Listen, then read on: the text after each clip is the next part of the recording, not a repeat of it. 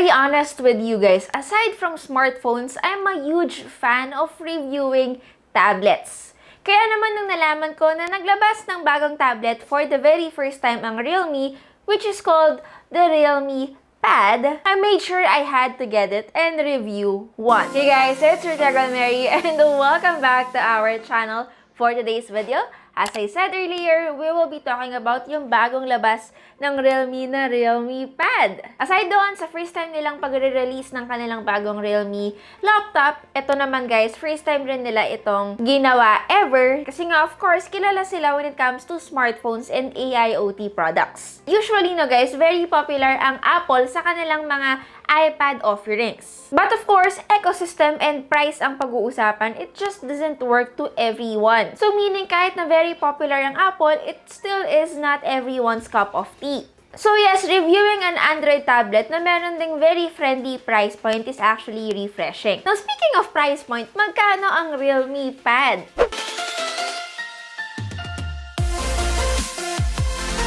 Actually, merong tatlong variants yung Realme Pad. Unang-una, 3GB RAM na merong 32GB of internal storage. Ito yung kanilang cheapest, which retails for 10,990 pesos. It is also available in 4GB RAM na merong 64GB of internal storage, which retails for 14,990 pesos. And of course, yung pinakamahal, which is the 6GB RAM na merong 128GB of internal storage, retails for 16,990 pesos. Ngayon, aside from those prices guys, available siya in two colors, which is yung Real Gold and Real Gray, and yung meron nga tayo right now is yung tinatawag na Real Gray. Anyway, exclusive sa Shopee guys, meron silang early bird price na up to 2,000 pesos discount ang pwede nating makuha. Anyway, all the links will be down below. So, without further ado, let us now proceed with our unboxing.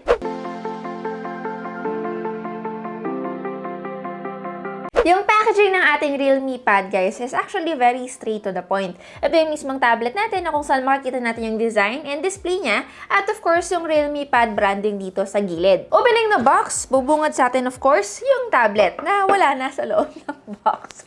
Kasi nandito siya, guys. Ito, I've been reviewing it for the past few days already. Ay, kung mapansin nyo, may mark tayo dito sa gitna, no? Baka lang din medyo ma-off kayo ng konti. Actually, that's the sticker, yung ating NTC number, na medyo madikit. So, nahirapan talaga kami na alisin siya. Actually, no, sa mga bibili, ingat tayo sa pag-alis kasi baka maging ganito yung result.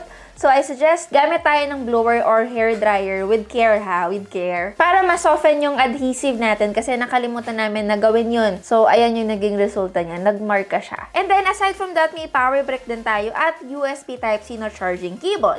And that's pretty much it. Wala nang iba. May panundot ba tayo? Ayun, meron. Kala ko hindi ko masasabi yung panundot na word dito sa ating video. Eh, meron naman tayo, guys.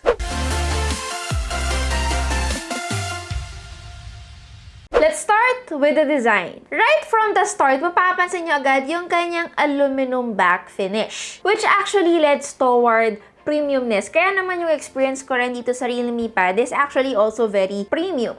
Meron din siyang rounded corners, meron din siyang brushed finish that keeps the fingerprints and smudges away. Kaya kung mapapansin nyo guys, hindi talaga dumihin yung ating Realme Pad. Now, what really caught my attention, and kung makikita nyo rin naman, yung kanyang parang pinakalinya dito from the rear camera. It's actually very eye-catchy as well. Isa pa guys, manipis lang din naman ang ating Realme Pad and hindi rin siya kabigatan for a tablet. Actually, laying the tablet guys sa isang flat surface katulad nga nitong table natin ngayon, hindi siya nagwo-wobble. So, ibig sabihin guys, hindi siya maingay in case na you will be working like this. And that is because yung kanyang pinaka-rear camera guys ay hindi masyadong protruding. By the way guys, yung kanyang back camera ay 8 megapixels at meron naman siyang 10.4-inch IPS LCD screen na merong 8 megapixels camera for taking selfies. Ang isa pa sa nag-catch ng attention ko guys is yung kanyang 4 na speakers. There are 4 symmetrical speakers dito sa Realme Pad, 2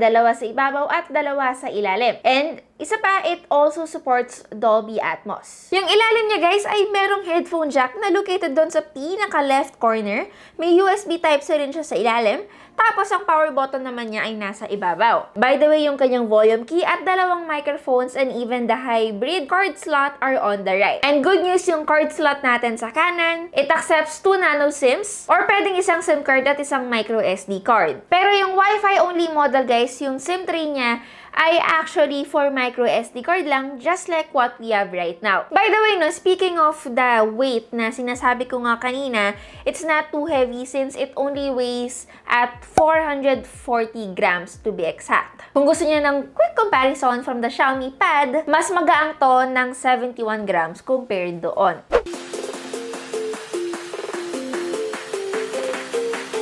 Okay, so most of the time talaga ang mga tablets guys is being used for content consumption. And if that is the use, dapat kahit papano okay at reliable ang kanyang display and performance. Yung display na meron itong Realme Pad guys ay 10.4 inches of IPS screen na merong 15:9 aspect ratio and WUXGA Plus resolution with a standard 60 Hz of refresh rate. Disclaimer lang, hindi po niya kayang mag-show ng HDR content. But on the brighter side, it does support naman Widevine L1 certification, which means guys, you can enjoy streaming content in 1080p resolution. Despite not having an AMOLED display, so far yung experience ko naman guys sa kanyang screen ay capable siya with nice and deep blacks, but not again AMOLED level. And isa pa no guys, balanseng-balanse lang naman din yung kanyang bezels, hindi siya masyadong makapal katulad ng nakita natin sa iPad 9. Now, importante ang performance, so pag-usapan na rin natin ito. What powers the Realme Pad is the MediaTek Helio G80 processor. So yes, yung chipset na meron yung ating Realme Pad is more on the budget side. That's the reason why medyo budget din yung ating entry-level price point dito sa Realme Pad. By the way, no, yung unit pala na meron ako right now has 3GB RAM na merong 32GB of internal storage only, which is actually the lowest of them all. So yes, yung review natin will also be based on what I have right now. I'll be very honest and straight to the point. When it comes to performance, hindi naman niya kayo bibigyan ng mala Samsung Tab S7 level, but I do think it still offers a respectable performance. So, as long as guys na idadial nyo yung graphics down when it comes to gaming like katulad ng Call of Duty and Asphalt 9, it is still possible guys na makapaglaro tayo ng mga heavy games katulad nun. I mean, it could have been better kung G90 yung nilagay nila dito. Medyo okay at medyo mas kayang-kaya when it comes to gaming. But yeah, G80 does the job. Multitasking was actually not that good since again, it's only 3GB of RAM. It did offer me guys a smooth UI experience naman. Medyo may loading times lang na nangyayari minsan. And I did saw na medyo nagsastutter din yung tablet on most games. But most social media apps naman guys, and of course, office and streaming applications are running well. May 1440p resolution tayo sa YouTube. Kung ako tatanungin niyo when it comes to gaming, it is doable but not too enjoyable. It's a great tablet guys for multitasking. It does the job right naman, lalo na kapag kayo ay nagsuscrolling and nagsiskip between applications. And actually, that's enough and that's what you should be expecting on a budget tablet.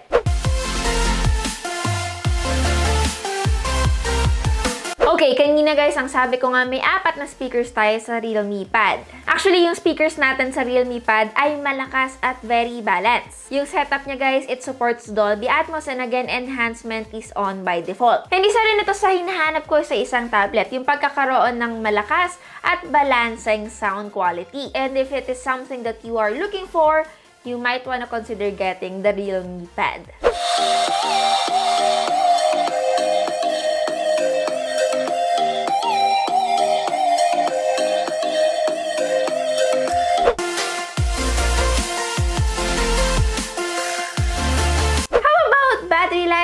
Charging speed. Ang battery na meron tayo sa Realme Pad guys ay merong 7,100 mAh of capacity. Well, it's not the largest battery capacity na nakita ko sa isang tablet sa kanyang price point, but when it comes to real world use, tumagal naman siya, which is actually what we really need on a tablet. For numbers, guys, it lasted me for 12 hours and 42 minutes when it comes to social media use and a bit of gaming. And then when it comes to charging, it's capable of 18-watt fast charging. And based on our experience, we were able to give the Realme Pad, guys, ng 25% of battery charge in 30 minutes. Again, gamit yung kanyang 18-watt charger na kasama sa box.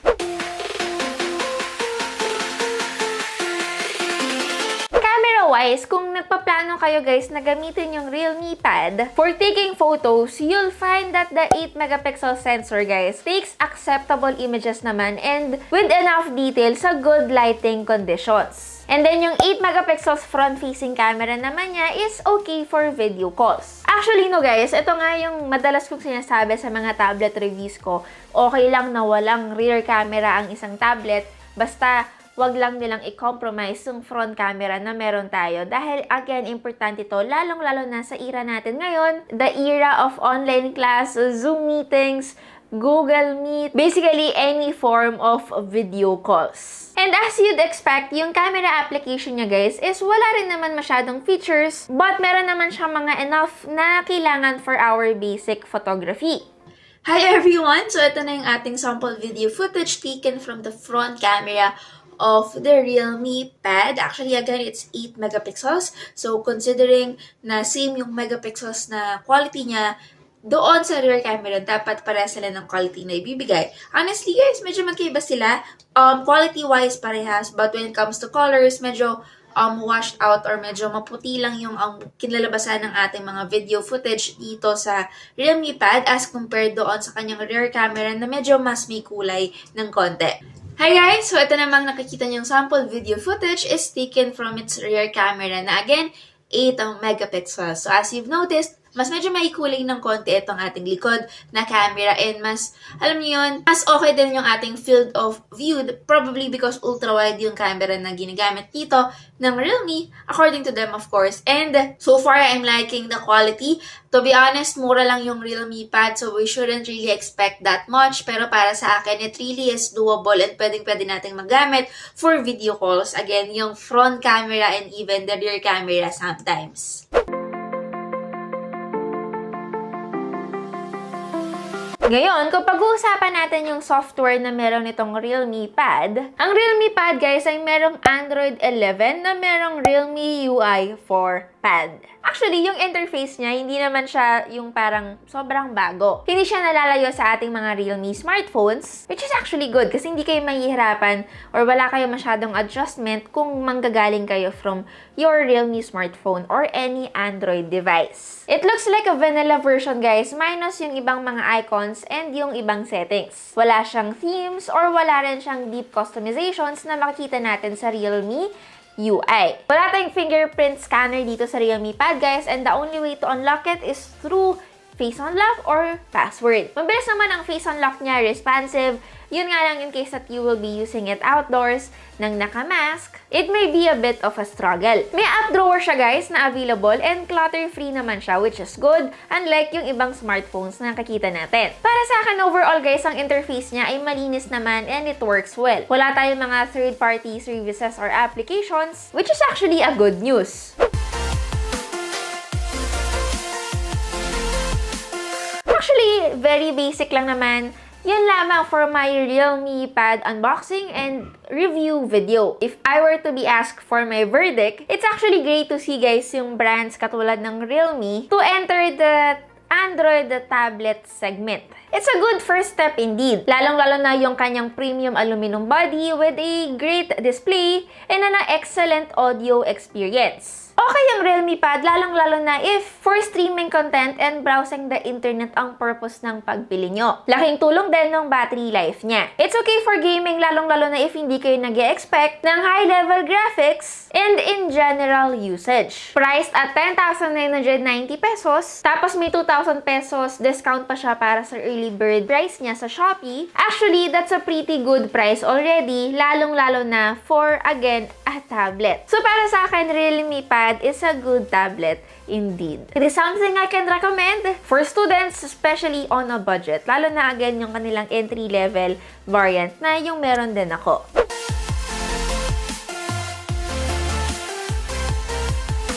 Hopefully nga, kung na-reach nyo yung end ng video natin, katulad ng ginawa ko doon sa aking previous tablet review, gusto ko sanang ipag-giveaway itong Realme Pad. Dahil nararamdaman ko at alam ko naman din na marami sa inyo ang kailangan ng tablet ngayon, especially for online class. Kaya naman, madali lang naman sumali sa giveaway natin, guys. Ganun pa rin. All you need to do is to be subscribed on our YouTube channel. Follow me on my social media accounts kung gusto nyo lang naman. Pangatlo, i-share nyo tong video natin on Facebook at gamitin nyo yung hashtag na RealmePadXMary. Disclaimer, itong giveaway natin ay hindi sponsored by Realme. That's pretty much it. Again, it's your Tagal Mary and see you on our next video. Bye, guys!